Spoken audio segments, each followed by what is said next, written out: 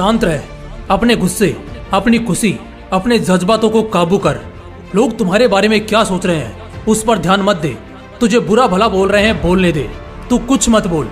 अपने लक्ष्य पर ध्यान केंद्रित कर, क्योंकि जिस दिन तू अपना लक्ष्य पाने में कामयाब हो जाएगा ना, तेरी सफलता ही उन सभी लोगों को तमाचा मारेगी और चीख चीख कर दुनिया को बताएगी कि तेरे कदम इतिहास बनाने की दिशा की ओर बढ़ चुके हैं। तुझे किसी को बताने की जरूरत नहीं पड़ेगी कि तूने कुछ फोड़ा है। तेरी कामयाबी ही आवाज बन जाएगी, तुम्हारी शांति ही क्रांति लाएगी।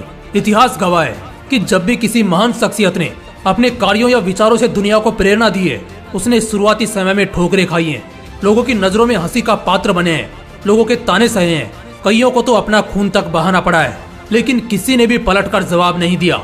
वो शांत रहे। उन्होंने अपने मन को इस तरह ढाल लिया कि चाहे कुछ भी हो जाए, ऐसी बातों पर ध्यान नहीं देना है। कितनी ही ठोकरें या ताने क्यों ना खाने पड़े, कितना ही खून क्यों ना बहाना पड़े, जब तक कि शरीर में जान है तब तक मन को शांत रखकर अपने लक्ष्य की ओर बढ़ना है। क्योंकि उन्हें अपने आप पर पूरा भरोसा था कि एक ना एक दिन यही लोग जो उनका अपमान कर रहे हैं उनका आदर करेंगे। सावित्रीबाई फूले, भारत की पहली महिला शिक्षिका। कितना अच्छा लगता है ना जब हम सावित्रीबाई का नाम भारत की पहली शिक्षिका के रूप में गर्व से लेते हैं।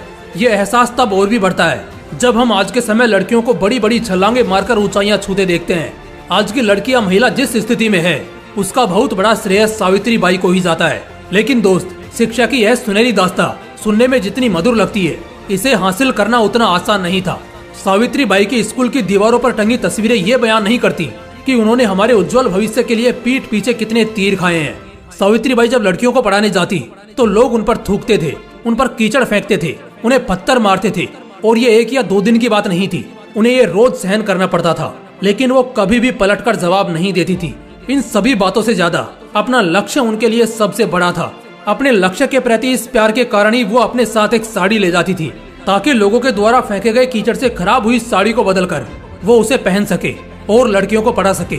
और दोस्तों, उन्होंने यह कांटों से भरी राह आज पूरी भी की, जिसका नतीजा आज हम देख ही रहे हैं। सावित्रीबाई का शांत रहना ही वो वजह थी जिसने शिक्षा में क्रांति लाई। दोस्त, मेरी तुम्हारी कहानी भी कुछ अलग नहीं है। लोगों के ताने सुनकर, अवॉइड करके अपनी फीलिंग्स को दबाकर ऊंचाई पर कैसे पहुंचा जा सकता है, ये हमसे बेहतर शायद ही कोई जानता होगा। हमारे देश में हमारे पड़ोसी, हमारे गांव के लोग, रिश्तेदार हमें एडवाइस देते हैं, सजेशन देते हैं, कुछ करता भी है कि ऐसे ही खाली बैठा है, ऐसा ताना मारते हैं। बाहर देशों में लोगों को कौन क्या कर रहा है, क्या करेगा, कुछ कर भी रहा है या नहीं, इन सभी से कुछ मतलब नहीं होता। इसलिए उन देशों में हम जैसों को लोगों के ताने खाने की आदत नहीं होती, इसलिए वो कुछ बोलते भी नहीं।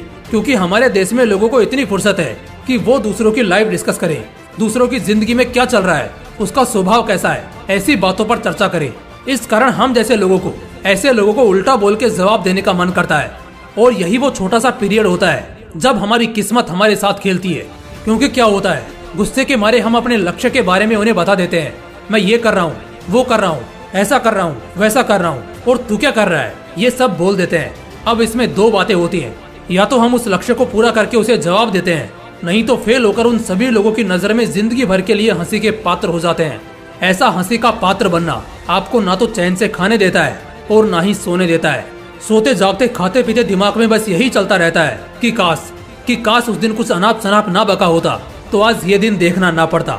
दोस्त, किसी को जवाब ना देना और शांत रहना किसी भी एंगल से तुम्हें एक कमजोर इंसान नहीं बनाता, या ये नहीं दर्शाता कि तुम एक निकम्मे इंसान हो, बल्कि ये यह दिखाता है कि तुम में कुछ बोलने से ज्यादा कुछ बड़ा करके बिना बोले जवाब देने की भूख है। ऐसी भूख जो लोगों के शब्द सुनने से ज्यादा अपने गोल पर फोकस करती है। एक ऐसी भूख जो लोगों के तानों से ज्यादा जिंदगी को नए आयामों पर ले जाने के लिए मर मिटती है। एक ऐसी भूख जो तब तक नहीं मिटेगी जब तक लोगों के तानों का जवाब तुम्हारी कामयाबी से ना दे दे। इसलिए शांत रहने के इम्पोर्टेंस को समझो। जितनी देर शांत रहोगे उतना ही मीठा फल तुम्हें चखने को मिलेगा।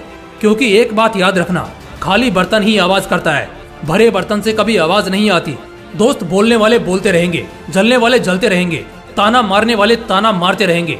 तुम्हारी अच्छाई से उन्हें कुछ फर्क नहीं पड़ता, बल्कि वो तो यह सोचते रहते हैं कि तुम्हारे शांत मन में भूचाल पैदा करके तुम्हारा ध्यान भटकाया जाए। इसलिए लोगों की बातों पर ध्यान मत दो, शांत रहो और क्रांति लाओ। अगर इस वीडियो को देखने के बाद एनर्जेटिक फील हो रहा है तो देख क्या रहा है दोस्त, इसे ज्यादा से ज्यादा लोगों के साथ शेयर कर ताकि उनके जीवन में भी बदलाव आए। और हाँ, अगर चैनल पर नए हो तो चैनल को सब्सक्राइब करके हमारी फैमिली का हिस्सा जरूर बनना, क्योंकि हम ऐसी ही पावरफुल मोटिवेशनल वीडियोस लाते रहते हैं। फिर मिलते हैं नेक्स्ट वीडियो में। एक बवाल मोटिवेशन के साथ। जय हिंद, जय श्री कृष्णा।